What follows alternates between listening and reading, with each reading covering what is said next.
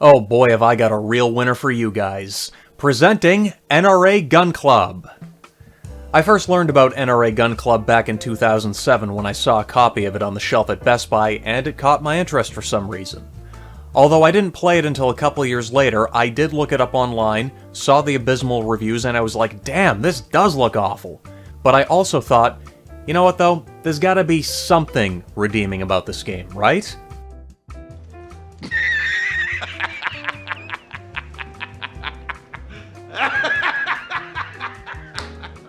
NRA Gun Club was published by Crave Entertainment and developed by Jarhead Games, the same people behind such timeless classics like Elite Forces Navy SEALs, Navy SEALs Weapons of Mass Destruction, and the first 3 Marine Sharpshooter games, all of which I'm familiar with, but I'll talk about those some other time.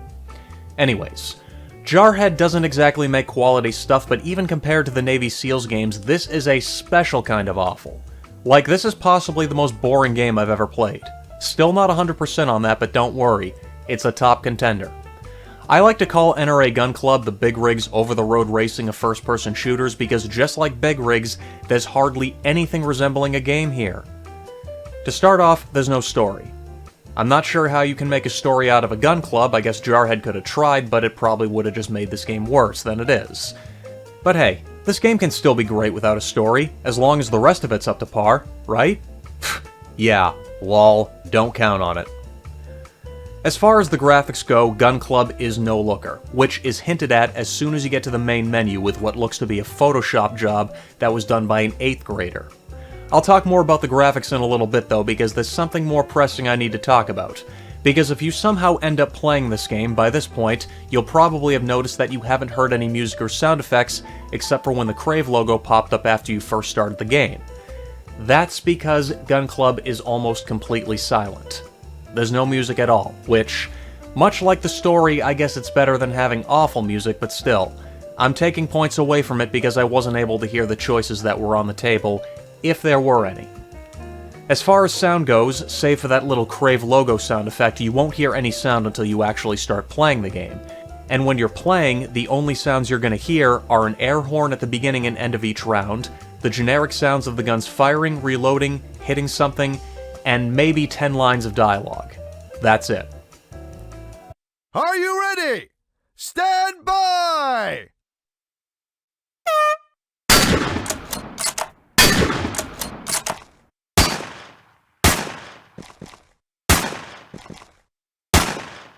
Finished?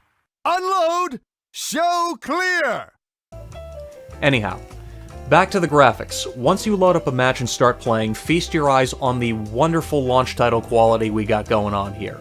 Generic-looking gun models shooting flat objects stacked up on awful-looking wooden benches, with colors ranging from muted to oversaturated, low-resolution textures, tiny levels where half the objects look so bad I can't tell if they're 3D models or sprites, and to top it all off, a crosshair that isn't even properly lined up. And for the record, everything you're seeing here is running on the emulator with all the enhancements turned on. As you can probably imagine, it looks even worse when you're playing on the console. Also, on certain events, before it starts, the camera pans back and forth, and in some of them you can actually see the outside of the level. As far as animations go, the only ones I can find are the guns firing and reloading, which are incredibly stiff and clunky. Well, at least the frame rate doesn't tank below 20 FPS, which that alone surprises me. Now look, I know it was a $20 budget game and that it was Jarhead's first time making a console game, so I wasn't expecting the world, but this game was released in October 2006, 1 month before the PS3 landed. Yet you're telling me there wasn't a single member on this fucking team that had at least a little bit of experience or knowledge on the PS2 up until this point? The damn thing had been out for almost 6 years now, like, come on, guys.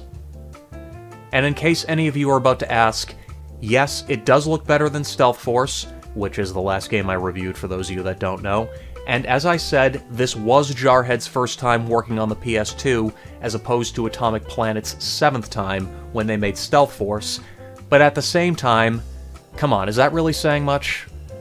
But don't you guys worry, because now we've reached the real fun zone. The gameplay.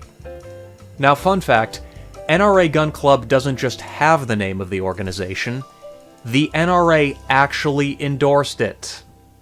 I'm not kidding. It's officially endorsed by the NRA for some reason. And it claims to have over 100 licensed and faithfully recreated firearms. Yeah, right. So what do you do in this game? You shoot targets, and that's it. No, really, that's it. There's a few different events you can fire up, but the goal is the same for all of them. Shoot the targets or clay pigeons in a couple of them if you want to get technical, and get the score needed to pass to the next round. You can't even walk around in this game. Yes, a first-person shooter where you can't walk around. All you can do is aim, zoom in, hold your breath, fire, reload, and on the couple events where you have to switch to a different target area, hit right on the D-pad and you'll automatically move there without having to do anything. It's like a bad light gun game except without the light gun. Or the fun. And as far as those faithfully recreated firearms go, that too is a crock of shit. Despite having the official endorsement from the NRA showing safety tips when you're at a loading screen, and displaying different stats about the gun you selected before you start the match, the only thing that makes any difference is the size of the magazine. The length of the barrel and weight of the gun apparently don't count for anything. So, what events have we got?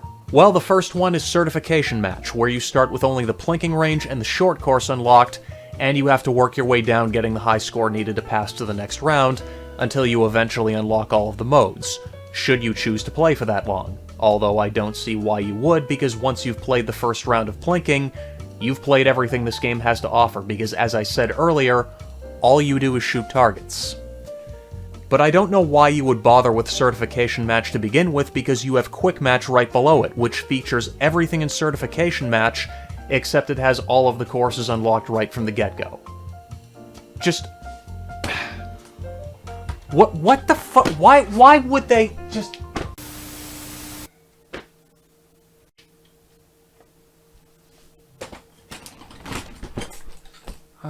You know, what is the point in having Certification Match if you're just gonna have the exact same fucking thing with everything unlocked right beneath it from the start?